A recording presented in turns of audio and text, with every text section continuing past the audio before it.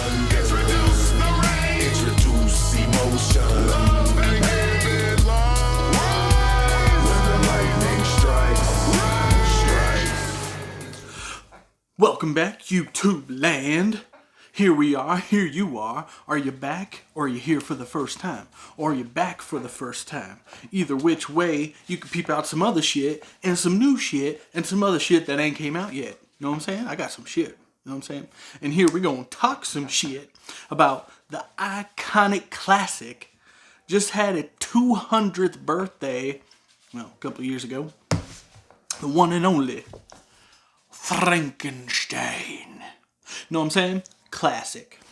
I just got done listening to the unabridged audio book presented by Barney's and Noble, the OG fresh 6 cassette unabridged edition. Hell yeah, I mess with cassettes. I am a cassette loving fool. And you know what's really cool is you can get something like this for $3. Back in the day it was $25. Cassettes don't seem to not fresh now, huh? Anyways, I'm in my car a lot, so I definitely love to listen to audiobooks. I do own the book, obviously. I own 2 copies of the book. I have attempted to read it twice. Both got probably a quarter of the way through each time. And I kind of want to share something about that concept as well. Because sometimes, you know, maybe it's just a millennial generation with the ADD and whatnot. We just start something and then we kind of just fall off and we're like, there's a million other things, whatever. And that definitely happened the first time. The second time I want to talk about is something that I recommend, and I got a strategy for you.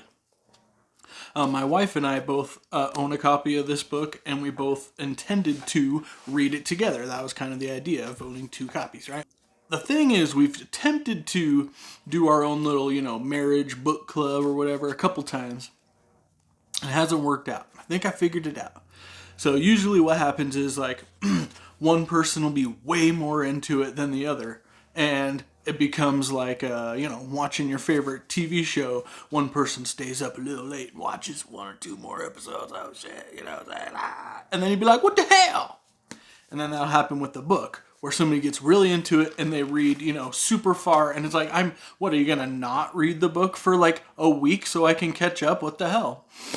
So that's one way it goes down. The other way it goes down too is that, you know, maybe both people aren't super into it. Just it happened to be, you know, something that you both would like to know more about, or somebody recommended that it's like great for relationships or whatever the deal is. And then both of you just aren't enthusiastic enough to keep up on it. Hey, what's up? I read a chapter of the book yesterday. Did you read it? No, shit. I was actually reading something else. Oh, well, cool, whatever. So, there's a third way to do this, and this is my idea. I just came up with this, and, you know, maybe it's been done before, but I think it'd be pretty fresh if you're, you know, married or significant other, boyfriend, girlfriend, shit, even your homie, and you love books, they love books. I own way too many books, and I could probably read my whole lifetime. But you want to read books with somebody, because generally reading a book is a very personal, almost private experience. It's just you and the book, alone, quiet, jamming it, and it's just you get out of it what you get out of it. But what's cool about reading a book with somebody else is because then it just inspires a really interesting conversation where you can kind of try to dissect stuff and probe a little deeper into interpretive factors of the books. And so I really enjoy that. Obviously, book clubs are super popular and have been around forever. So if you have a person that you want to read books with and talk about books with, here's my plan. It probably works best if you live with them, or maybe even work with them probably. But what you do is you have one book, 2 people, and 2 bookmarks. And what you do is person number 1 reads up to a certain part, whatever, however many pages or chapters or whatever. Bada bing, put their bookmark in there, bada boom, and then pass it back to the other person. Or, if you live together, leave it somewhere where they can see it. Then the second person has their own bookmark, and they only are allowed to read up to the point where your bookmark is, and then they read up to that point, put their bookmark number 2 in, and they put it out or give it back, so you know that they read up to that point, they caught up to you.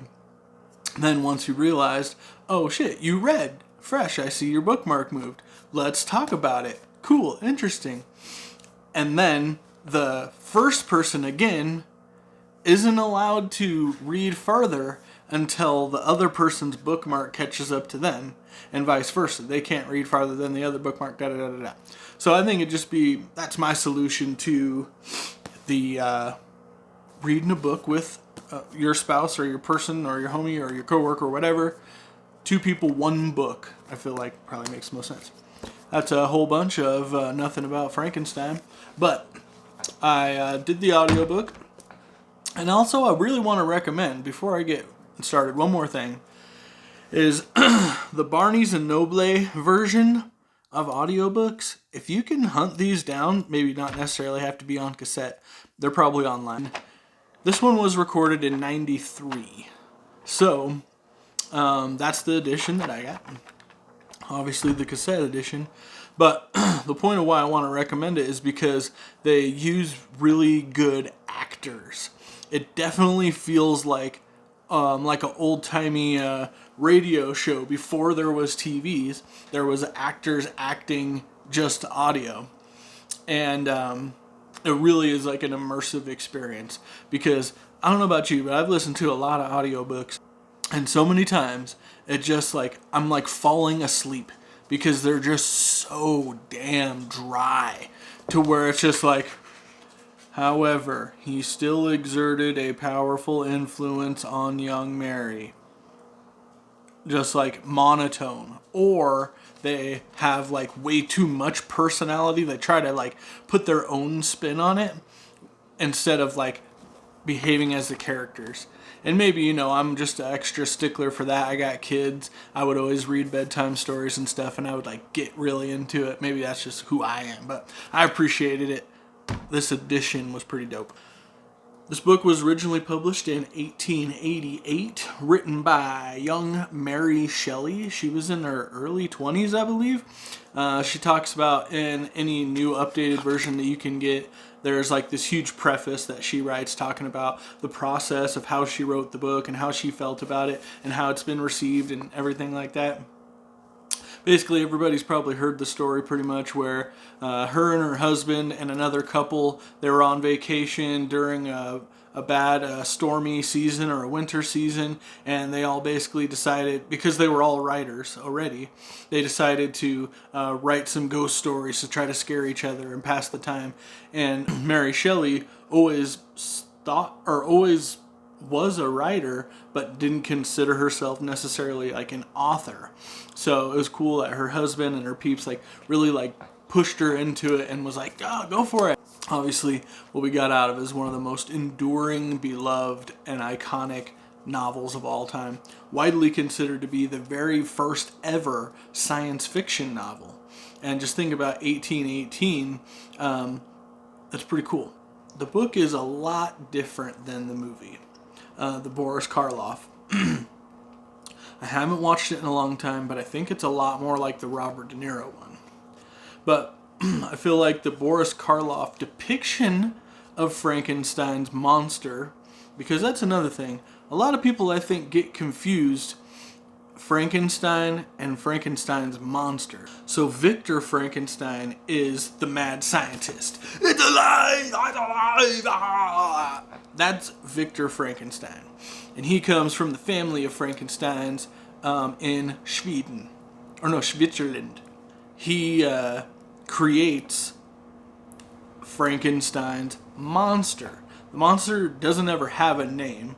He's referred to as, "You wretched demon," or "You horrible creature," or "You devilish ghoul." He don't have a name. And this book's 200 years old, so spoilers. We're here to talk about this book. I've already talked about a bunch of other crap. But that's what I'm here to do, talk some shit. You still feeling it? What's up? It's different from the original Universal Monster movie. In that movie, which I've seen a lot, so I can refer to that way better than the Robert De Niro one from like the early '90s. He creates the monster.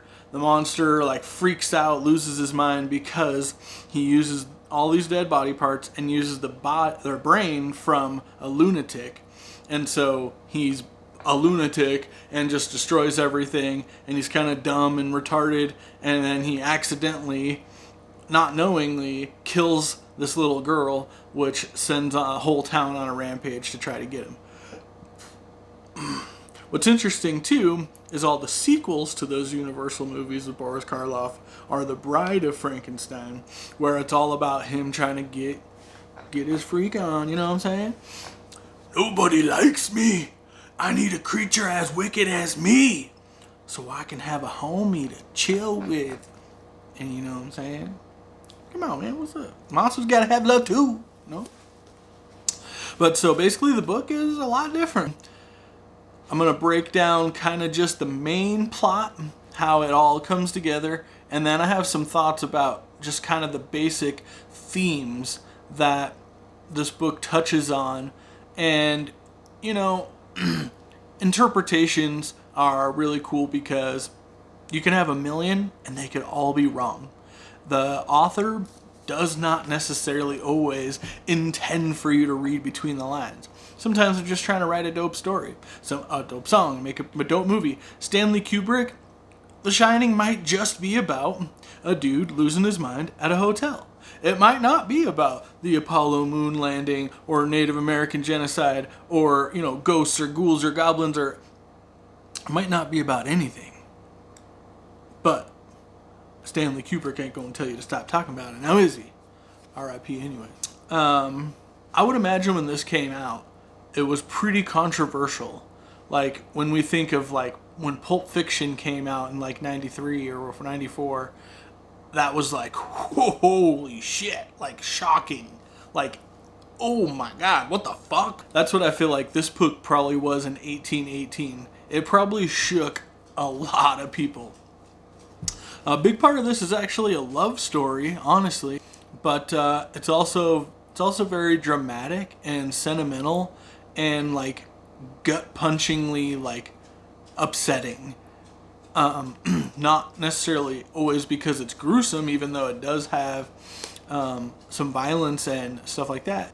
More of a very emotional type of book. So in order to elaborate on that, to explain, the book starts with a guy that's totally unrelated to the story. He is the captain of a ship, and he's on a mission to explore the most northern part of the North Pole as he could possibly go. I've done a fair amount of research myself about expeditions and explorers, especially in like, you know, the 16th to 19th centuries.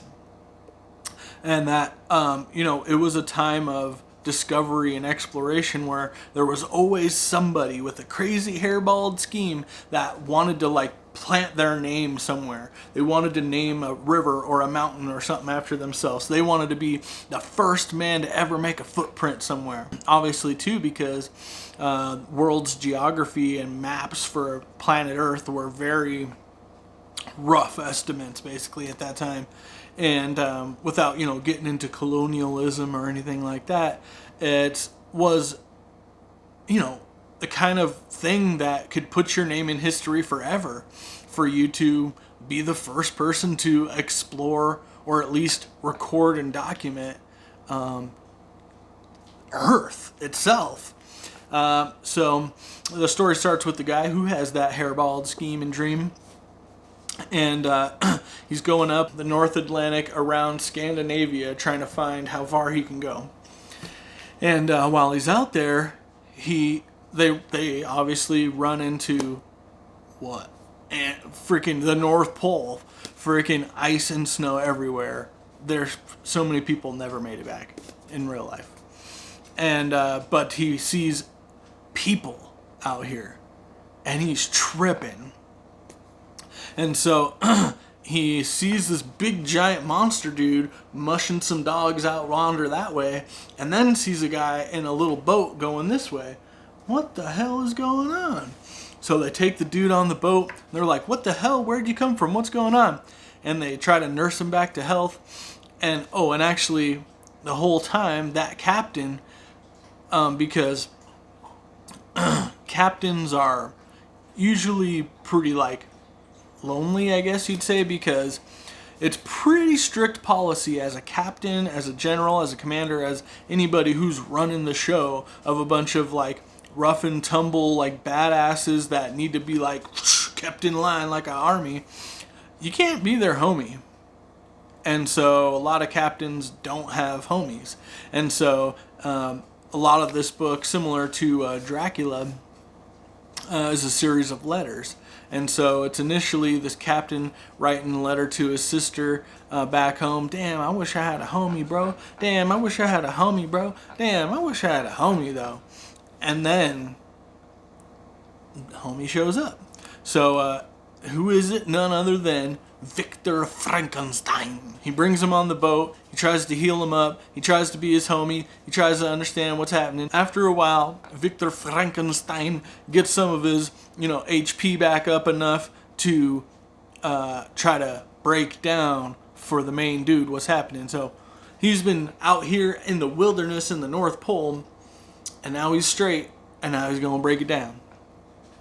And so basically, the whole entire book is Victor Frankenstein telling the captain of this ship his whole life story and basically how he ended up on that ship on that day. And the dude's recording the whole story. And by the end, he's like, damn, this dude's fucking nuts. He is fucking...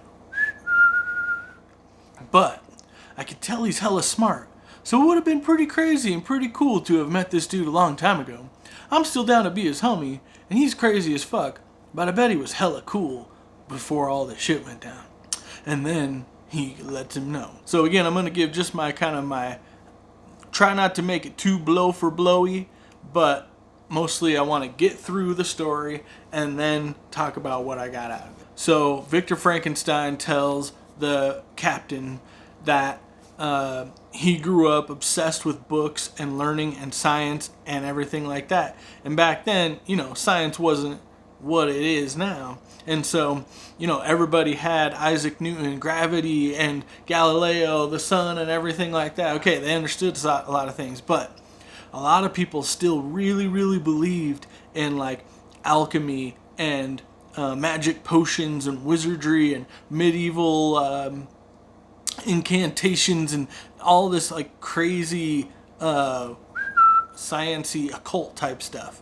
So he's, like, obsessed with this shit.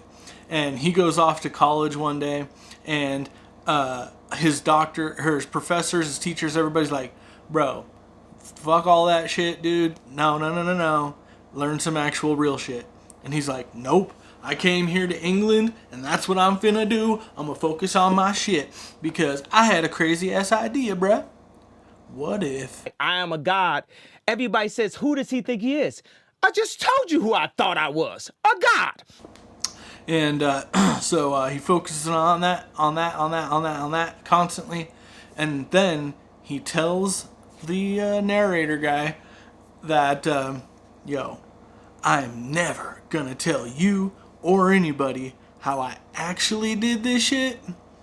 Because one, I don't want somebody else to get this crazy idea and make the same mistakes I did. And two, it's so crazy and fucked up that I don't even like thinking about it. And so that's this kind of interesting contrast between that and the OG movie, is that, like, you see he's got all these chemicals and test tubes and everything, and then he lifts them up and the lightning strikes and it's alive. That doesn't go into any detail in the book, which is kind of cool, actually, I feel like. But so he makes the monster, and he makes it out of all the dead body parts and everything.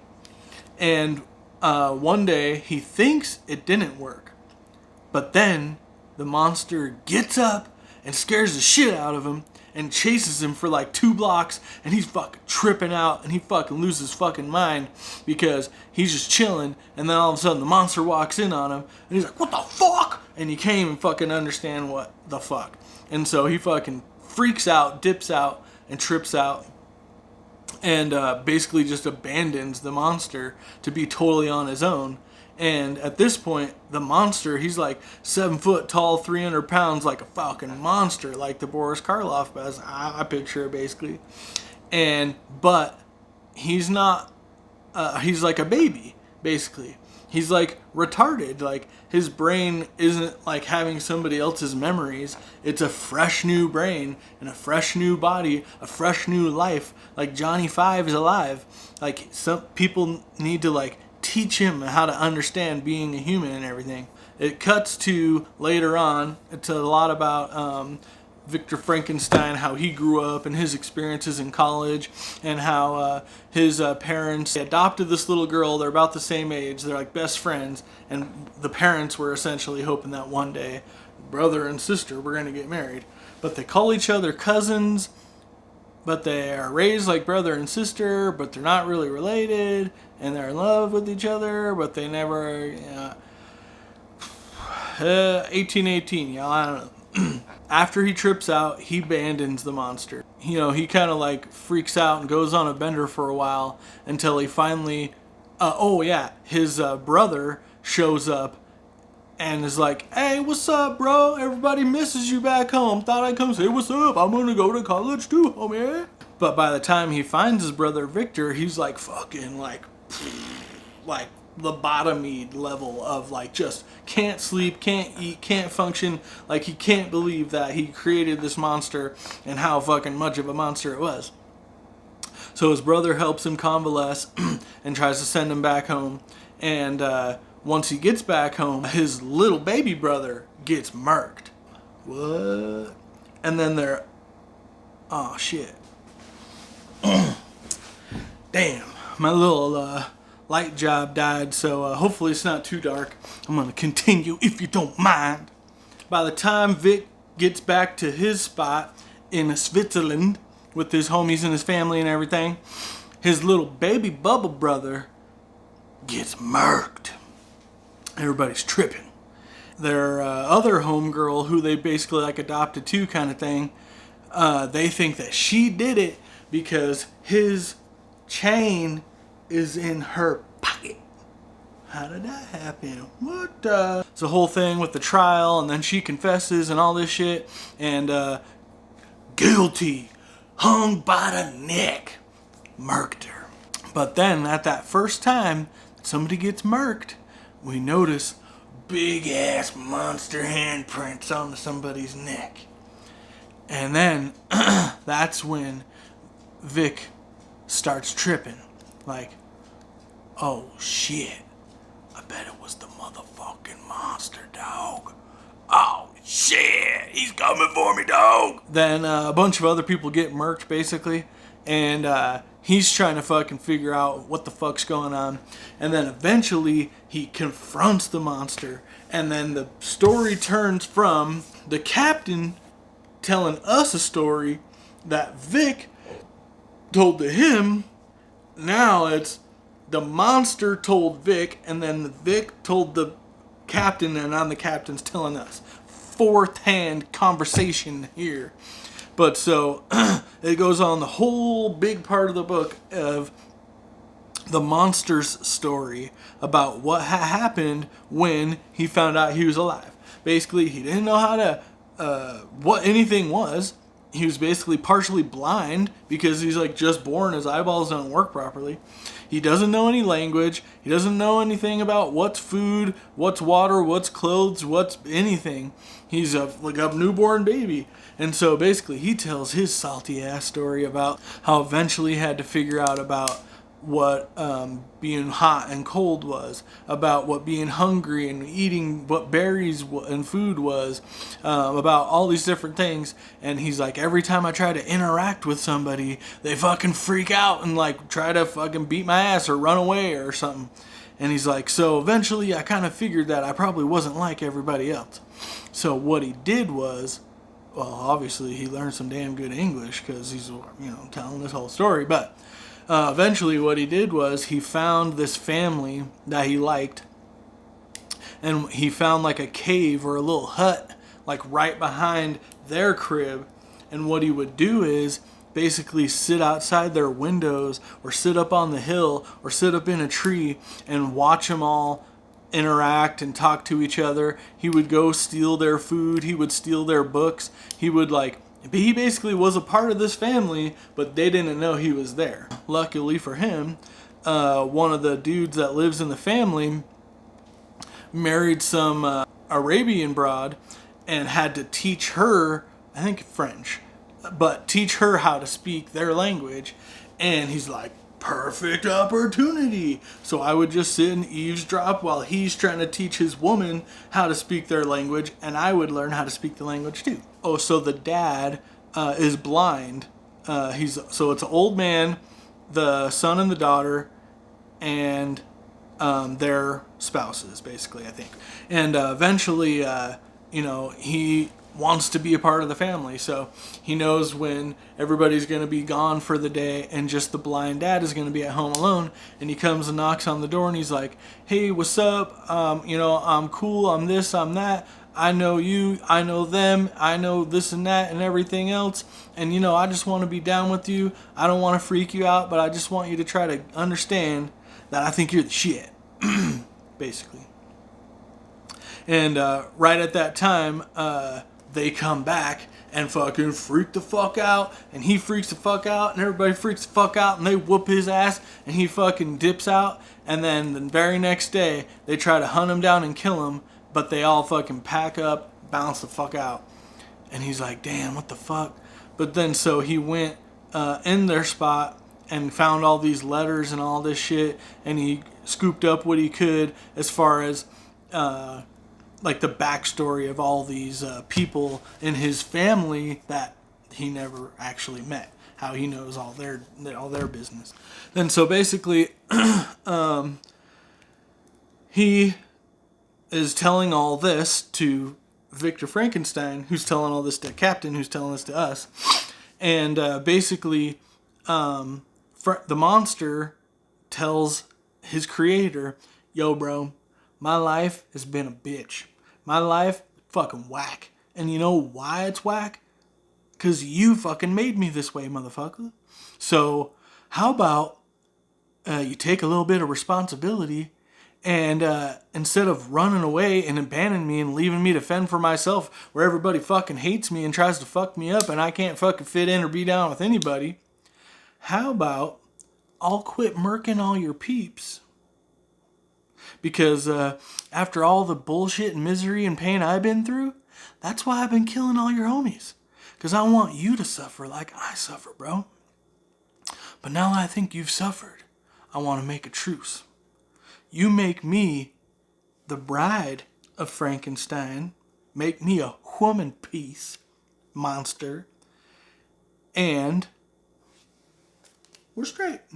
I'll leave you alone. I'll fuck off. You fuck off. I'll never talk to another human being ever again. Just be me and my boo. We'll dip out and never hear from us again. Deal? And at first he's like, hell no. What the fuck? But then eventually he tries to convince him and he's like, nah, bro, really. I'll just fuck off forever. I don't want to be a part of the world. I don't want to be in the human race. I'm not. So just hook me up, bro, and we're good. Finally, he's like, I don't want to, but all right. He goes back to London to try to make him abroad. And actually, before their confrontation, after the monster's homies all dipped, after they met him, he tried to retrace his steps back to where he first came alive at. And that's where he found all of Victor Frankenstein, the Mad Professor's paperwork and journals and notebooks and everything. So that's how he knows everything about the main dude and about his family and how he's created and all this shit. And how he feels about it, because he ain't digging it. He's not happy that he made a monster. And now he's not happy that he is a monster. You know what I'm saying? So, alright, I'll make you a bitch, dog. And so he's making him a bitch, making him a bitch, making him a bitch. Then he's like, yo, what if she's not feeling him at all? What if she's even a crazier, murking ass monster than him? What if she does want to be a part of the human race on planet Earth? What if this is a terrible mistake? Damn, bro. This is a bad mistake. I shouldn't be fucking doing this shit. And then so right when he's about to finish it up, he looks up at the window and he sees that foul demon, wretched beast smiling at him through the window as he's making his bitch. And that's when he's like, fuck this shit, and fucks the whole thing up. Fuck that, I ain't making you a bitch. And he comes in, he freaks out. Yo, bro, I was trying to be tight with you. I was trying to be cool as fuck. He's like, nah, bro, fuck that. And he's like, all right then, dog. I know you be trying to marry your sister cousin or whatever. Do it. Do it. Peace. And so basically he's tripping off of that, but he don't see him no more, right? Till finally he gets back and his dad, because his mom died a long time ago, his dad's like, yo, I'm about to die. So we adopted this little girl like 20-something years ago, thinking that y'all were eventually going to get married. Like, are you fucking some other bitch or something? Or can you just like hurry up and marry this girl? Because I'm finna die, and that'd be pretty dope if you did it before I died. That'd be cool. And so everybody's tripping like, is he gay? Is he fucking another bitch? Is he crazy? Is he out of his mind? What's happening with this fool? Why don't he want to marry me? What's up? And he's like, fuck. But alright, bet. I'll marry her. Marries her, and what do you fucking know? On the fucking wedding night, he's standing out. He marries this woman, his sister cousin, marries her, probably consummates it, I hope at least once, you know what I'm saying? Maybe, hopefully. And then puts her to bed. Hopefully she's in like a, honeymoon coma. And then he stands out in the hallway just pacing around the house with his gat. All right, monster, what's up? All right, monster, what's... Ah! Holy shit! Runs back in. Bitch is dead. Damn, dog. And the monster's like, I told you not to do it. Fuck you. Fuck your life. Fuck your wife. Fuck your family. Fuck your shit. And fuck off. I'm out. And so then from that point on is basically how we get to the point of how the dude comes to be on this boat with the dude telling the story. So he gets lost out at sea. He's trying to hunt down the monster and all this shit. And some other dead body turns up. Oh shit, it's his number one homie. And now he's on trial for somebody's murder and all this other shit. And I'm probably putting it in the wrong order a little bit on that one. But basically, he almost goes to prison over it. And he's like, no, it is my fault. I should confess. And they get him out of it. So he all feels shitty about making the monster. And then eventually, he's like, all right, shit. The monster gave me nothing to live for. So, might as well go get my revenge. He got his revenge. Now I got shit but to get some revenge. So, the whole book is about eventually him trying to hunt down... The monster's been trying to hunt him down the whole time. Now he's trying to hunt down the monster. And so... he gets saved by the captain on the boat, and he's telling him the whole story, and he's like, yo, bro, we became homies over the last, however many days I've been telling you the story about my life and shit, and that's cool or whatever, but I'm pretty sure I'm about to die, because I was way out in the cold way too damn long, and I'm not feeling it no more. He's like, so, would that be cool if, you happen to see the monster? Because I was chasing him, like, right around here when you found me. And I was hoping you were going the other way. But you probably won't catch up to him. But if you do, could you murk that motherfucker for me? And he's like, yeah, I guess so, dog. And then eventually he dies just from being, sick or shitty and salty or whatever. And the guy's writing back to his sister, damn, the homie died. What the hell? And he's got his dead body in there. And then what do you know? Bloop, the homie pops up in the window. And he's like, you're the motherfucker he was talking about. He's not crazy. Yeah, he's not crazy. But now he's dead. And he's a piece of shit. And I'm a piece of shit. And everything's shitty and fucked up. And I don't give a fuck. peace, and jumps out the window. The motherfucker jumps out the window a lot, actually, in this book. This is a true story. And so then it's just left to the dude to be like, damn, that was some crazy shit. So that's Frankenstein. It's pretty cool. I liked it. It's a classic for a reason, you know what I'm saying? But I want to talk about kind of some of the main themes and ideas I get out of this. And this will be the quicker part of it. Just some thoughts. So one of this parts of this book is about, obviously, the origin of science fiction. It's about, just a warning about mankind getting too big for his britches. You know what I'm saying? About, trying to play God. How it don't really ever gonna truly work out too good. So we should just stop all this AI shit, the nuclear bombs and all this shit. That's just, nah, bro. Like, we won when we figured out how to, like, make swords and pants. I don't think we need to go too much crazier than that. But, whatever.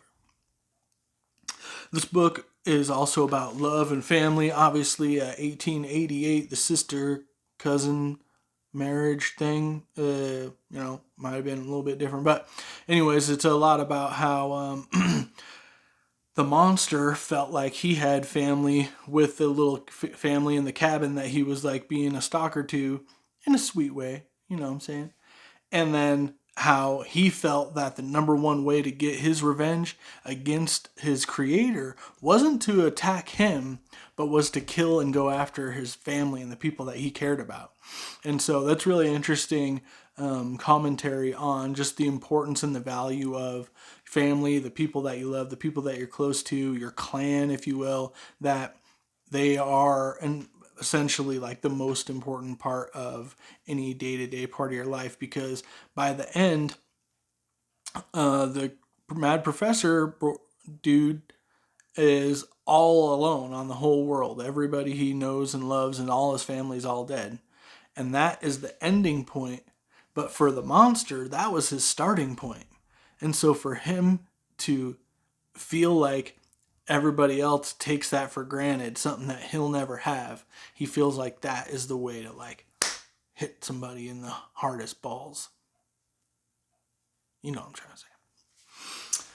So also, this book I feel like is about responsibility. Because even though maybe playing God ain't the right idea to do, if you do some crazy ass shit like that, then the most important thing is to take some responsibility for it. Kind of reminds me of going on some current events in 2023 right now, is that AI is getting pretty serious business. And one of the main dudes who created the dopest AI that I believe is through Google, he just resigned his position from his life's work of like 25 years working on this AI with Google. And he resigned saying something, paraphrasing the quote of, "This shit is just way too dangerous and way too much of a threat to humanity, and I can't fuck with him out." And I feel like a lot of people like Einstein and stuff were like that during the Manhattan Project and stuff, to where they were like, whoopsies, what did we create? Can you take my name off of that? Nah, bro, I'm good. So taking responsibility, though, because if Victor Frankenstein, the mad professor, would have took some responsibility instead of just shitting his pants and running with like the little pig wee all the way home, he would have like took him like some Johnny Five. This is a book. This is bread. This is a toilet. This is English. This is, and raised him like a baby. Then maybe that would have been like his downest, OGest ass homie bodyguard forever. You know what I'm saying? So if you just take a little responsibility, it could have worked out pretty good. And it can. It still can. Especially if you have kids. I think that's an important part. Because, as you know, we all kind of are playing God in a way when we create life, when we have kids. And I think that the most fucked up people in the world are people that their parents didn't take that responsibility seriously enough. So I feel like that's a good lesson from this. You should read this book to your kids. You know what I'm saying? Yeah. This book's also about loss and grief, about how people handle it very differently, about how some people don't handle it at all, and how, it's inevitable that it is going to affect everybody. And I think a few of the characters touch on that, to where they felt guilty about, having their dad or somebody die, and then they have to get back to business as usual within a couple days or a couple weeks. I think that's at the beginning. Dude's mom dies right before he's supposed to leave to go to college, and him leaving to go to college is like a really big deal for their family. And so his mom dies, and then he's supposed to be scheduled to go to England, a week later or whatever, and he's like, oh fuck, well, everybody is gonna be here suffering, and I, suffering over this, but I can't, I mean, it's inevitable. We were going to have to deal with it, and it just sucks at the time. And so it's a lot about loss and grief, and just about just the concept, I think, of death in general, and how important of a play it is on the living, how much death affects the living, and how much it's a part of life. And I think that's a really interesting thing that's gone into a lot. I'm a big fan of dead people. Maybe I'll make a whole video sometime about my tattoos, but essentially, just to put it short, is that my whole sleeve that I'm still working on is dedicated to the dead, to my dead heroes, to dead people that I look up to, people that I think deserve to be remembered and memorialized, think people that I feel like made a lasting impact on me and who I am as a person. And I feel like, honoring the dead and grieving in a healthy way. Hopefully, you go through your life and you don't experience too much loss. Unfortunately, I've just experienced a lot, and so maybe I have a unique perspective on it. But I feel like this book just touches on, just grief and mourning, and just how essential it is, and how important it is as a skill to hone and develop and to be able to master, because death is inevitable, and it's rarely easy, and it's rarely able to be planned for. And so, I mean, life insurance and stuff, but generally people die relatively sudden, unless, somebody has like cancer for a long time or something like that. But just one of the themes I picked up on that I thought was interesting. This book is also a lot about revenge. Obviously, I feel like that's the main theme of the book, is that revenge hurts a lot of people. A lot of people get caught in the crossfires of revenge. I think about revenge, I think about Kill Bill. I think how there's often a lot of collateral damage and casualties that get caught up in somebody's, burning hatred for somebody else, letting somebody live rent free in your head, being obsessed with how they fucked you over when they probably haven't even thought about you for a second. But, it goes back to how when you get that revenge, it's rarely ever satisfying. It's rarely ever rewarding, as justified as it may be from time to time. I feel like, it's the same thing with drill rappers and, Bloods and Crips and everything like that, is where revenge just begets more revenge. You know what I'm saying? A lot of the greatest philosophers and spiritual leaders of all time all preach about forgiveness. And, there's a time and a place where, I'm going to get you, sucker. But for the most part, I feel like when somebody fucks you over, that's bad karma on them. And that means you just got some good karma coming later. But if somebody fucks you over, that's their bad karma for themselves. Then if you go out of your way to fuck up against them, you're jeopardizing your own good karma to fuck them over. And then you're forcing karma's hand to affect them in a negative way. And then it just can be a vicious cycle. But so I feel like revenge could even be, a double whammy against yourself. Because if somebody fucks you over, that sucks, but you could still go on your own life and have some more fresh karma later. But if you go out of your way, you're jeopardizing and denying the freshness that could come by being the karma to fuck over that person. So, which cancels out whatever the universe had in store for them and cancels out your goodness and puts you at more risk for them to bring some more shit to you. And, I feel like, that's nothing new I'm exploring here, but I feel like that's a big theme of this book is that revenge just leaves everybody fucking dead, essentially. In this book, at least. Two more themes and I'll wrap this up. I appreciate if you're still here with me talking about a 200-year-old book and me just kind of rambling and going off. And, I'm just here to talk some shit. That's what the whole thing is. So, the other theme of this book that I think is pertinent is regret. I think that throughout this book, regret plays a big part. Regret even more so than remorse necessarily. Because all throughout the book, a lot of people have a lot of things to be regretful and remorseful over. But a lot of times they're more expressing like a self-pity than they are any actual remorse for the things that they've done. Primarily, speaking of regretting, the mad scientist regretting making the monster in the first place, and then the monster regretting basically being alive, but, potentially of killing all these other people just to get through to him because, again, it comes with revenge is a lot of times is like really irrational and unreasonable to, let other people get caught up in the crossfire. Because when I was talking about in the book, when the monster retraces his steps back to where he was created at, then he found all the notes and all the stuff, and that's how he figured out that who Dr. Frankenstein is and where he's from.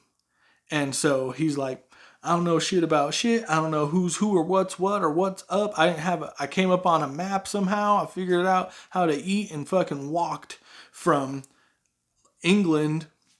Well, he didn't walk from England, I guess, but all the way up to Switzerland.